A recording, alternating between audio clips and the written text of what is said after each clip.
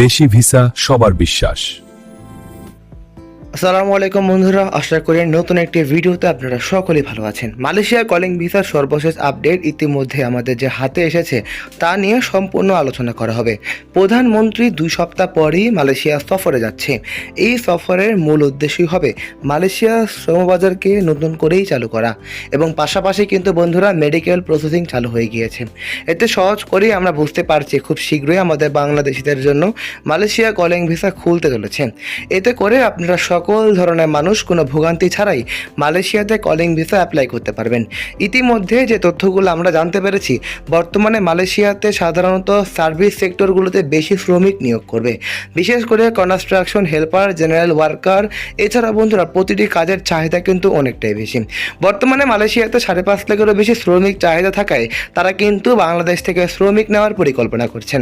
এতে করে আমরা খুব সহজভাবে বুঝতে পারছি আমাদের শীঘ্রই জুলাই মাস থেকেই মালয়েশিয়া কলিং ভিসা চালু হতে চলেছে। এতে করে সকলেই ভোগান্তি ছাড়া অ্যাপ্লাই করতে পারবেন।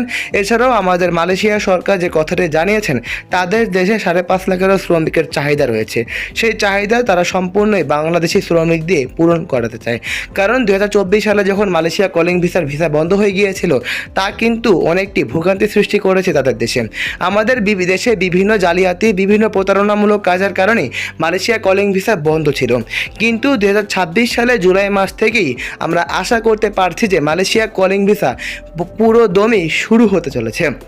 এতে করে আপনারা সাধারণ মানুষরা খুব সহজেই বৈধভাবে মালয়েশিয়াতে যেতে পারবেন। মালয়েশিয়া কলিং ভিসা একটি ভিসা নয়, এটি সকলের আবেগ এবং সকলের প্রত্যাশা। তাই বন্ধুরা হতাশ হবে না, কারণ খুব শীঘ্রই আমাদের বাংলাদেশিদের জন্য মালয়েশিয়া কলিং ভিসা খুলতে চলেছে। যেহেতু প্রধানমন্ত্রী আমাদের কথা দিয়েছে, তাহলে কিন্তু আমরা আশা করতে পারি যে তারা তাদের 2 সপ্তাহ পরে সফরের পরই কিন্তু জুলাই মাস থেকেই মালয়েশিয়া কলিং ভিসা শুরু হয়ে যাবে। এতে করে সাধারণ মানুষ বৈধ রিক্রুট এজেন্সিগুলোর মাধ্যমে ভিসাতে অ্যাপ্লাই করে ভিসা প্রসেসিং করে মালয়েশিয়াতে যেতে পারবেন। যেহেতু মালয়েশিয়া সরকার 10টি শর্ত দিয়েছিল, তা কিন্তু আমাদের দেশ মেনে নিয়েছে।